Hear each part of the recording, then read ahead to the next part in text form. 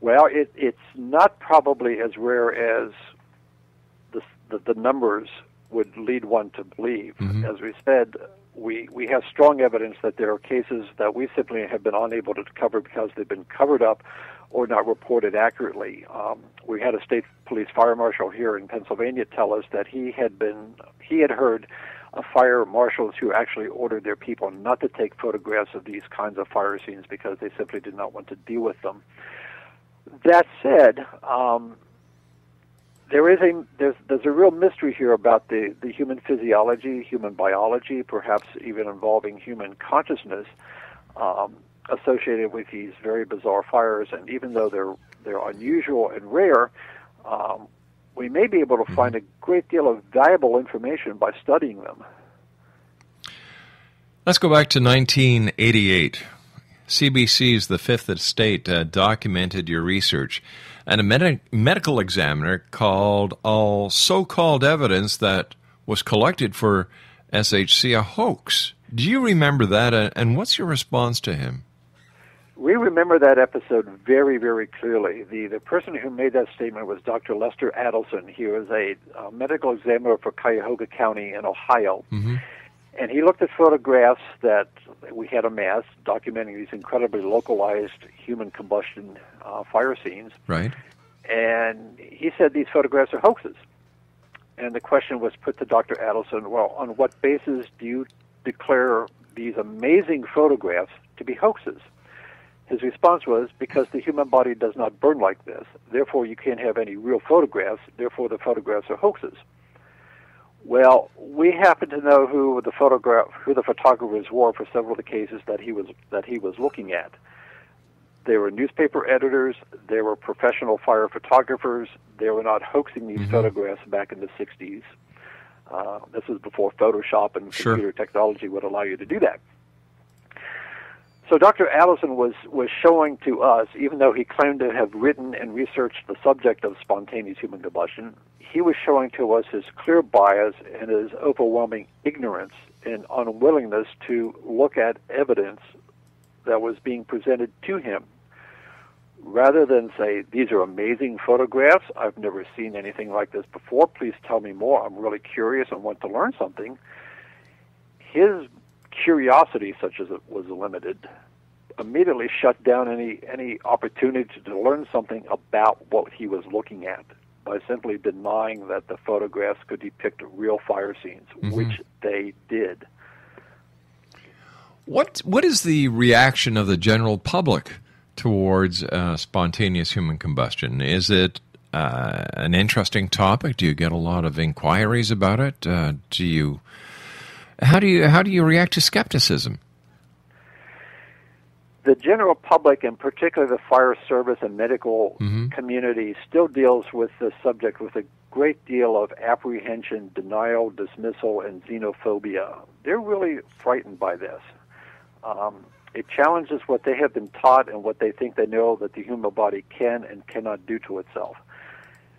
We, on the other hand, say, we think we know what the human body basically can do to itself, and the photographs that we have of Mary Reeser from 1951, Dr. John Bentley in 1966, Helen Conway in 1964, and in fact Danny Van Zandt from last year in Oklahoma, tell us otherwise, that you can deny this all you want, but that's not going to make the evidence go away, and it's not going to help you learn how these fires occur and how they may be able to be prevented, how lives can be safeguarded. So let me ask you this. If you've got the fire officials and the medical community basically shrugging their shoulders and say, oh, well, it happens, it happens. We're not interested. Why are you so interested? Well, I guess it comes back to that iconoclastic nature of ours. And we'd rather than deny the evidence, we'd try to discover something about the evidence that we have amassed. It's a toss-up. You can be in denial, or you can be on the side of discovery, and we're going to opt for the latter. What are you hoping to prove? What is your ultimate goal when it comes to your investigation with spontaneous human combustion? Well, we can be flippant and say we'd like to get a Nobel Prize in medicine and perhaps physics for the documentation and the evidence that we've amassed. Beyond that, we really do believe at some point that the evidence, there's going to be a case, either the volume of cases that we have amassed and continue to collect, or there's going to be one specific event that is so overwhelmingly public that it can't be denied. And then much as happens in science, it becomes, oh, we knew about this all the time. Go on. We'll get to a point somewhere. If it's not us, someone down the line in the future is going to come up with the evidence that is going to finally convince everybody in the world that spontaneous human combustion is not superstition, it's not a myth, it's not something that can be facilely denied, but it's real. It happens, and someone's curiosity is going to finally come up with a solution or several solutions, and consequently, knowledge is going to be advanced. And I guess that's our ultimate goal, is to advance knowledge by studying an incredibly bizarre, and yet for us at least, utterly fascinating subject. I can understand your fascination with it because this is your passion. But in the big scheme of things, we have global warming, we have drought, we have illnesses, we have crisis going on in the Middle East. We have the tensions between the East and the West revamping again. Do you really think that John Q. Public is going to share your enthusiasm for the subject? If John Q. Public chooses not to, we're not going to be too offended. We would like to see mainstream fire science and the medical community, though, take a much more serious interest in this. What causes the body to produce temperatures that appear to be in the range of 3,000, 6,000, perhaps even 8,000 degrees Fahrenheit instantaneously, and yet of such short duration that surrounding combustibles never reach their ignition points? We might be looking at a new source of energy here that may not go to the body, but can be applied to the general population that would eliminate nuclear power, nuclear fission reactors, perhaps. Now we're talking global warming issues. Yes, I can see that, but when it comes to the actual event, besides the case in India that you talked about, where this 114-year-old man was seen with a blue flame emanating from his, From his abdominal region. Abdominal region.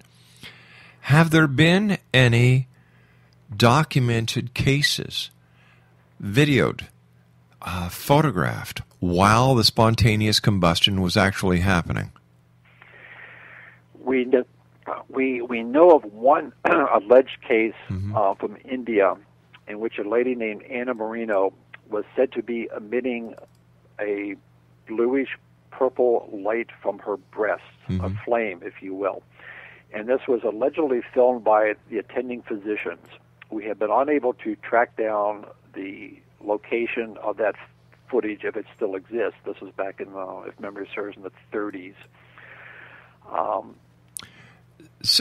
Basically, we spoke to witnesses, eyewitnesses, but we don't know of any other footage, video or still, of the process actually happening.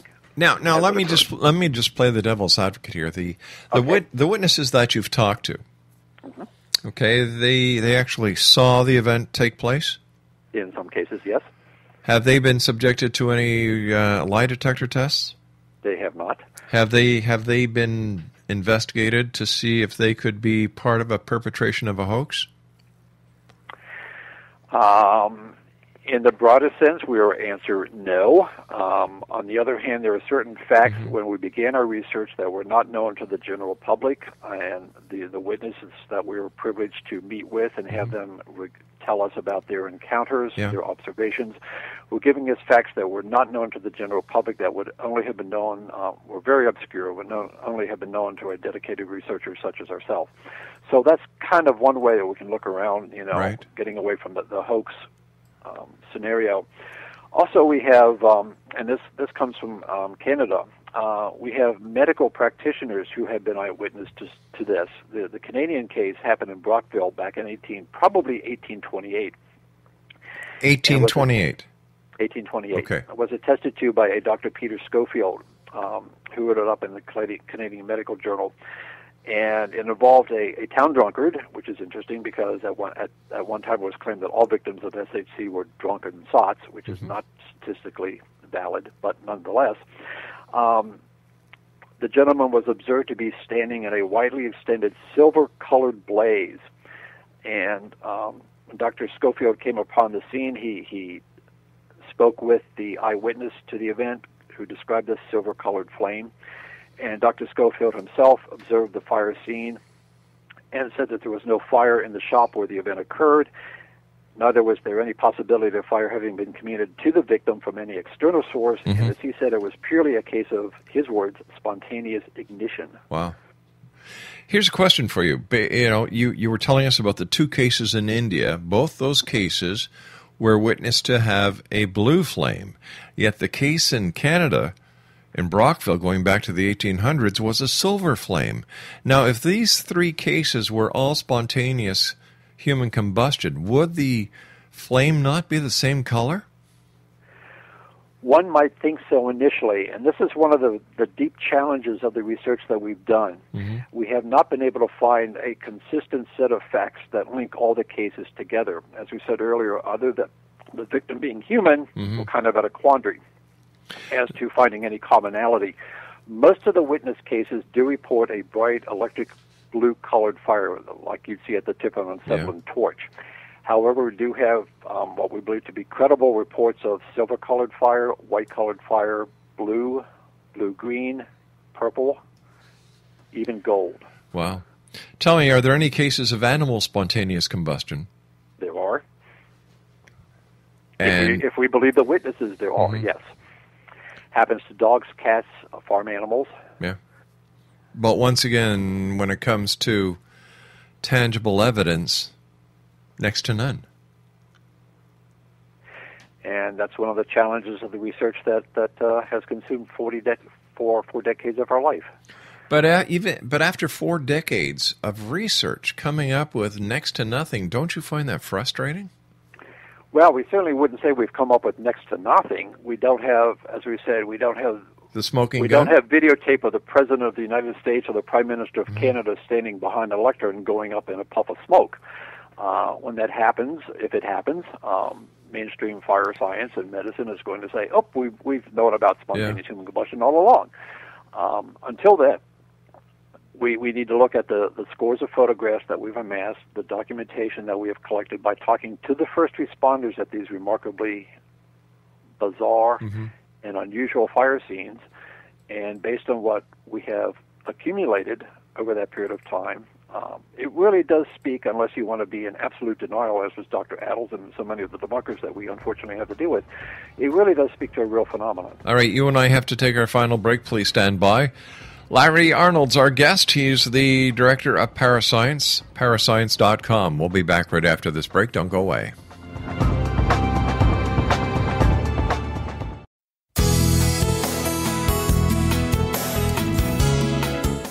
With each new extreme weather event or terrorist act, it becomes increasingly obvious that we live in uncertain and challenging times. We all buy car insurance. Why not collapse and catastrophe insurance?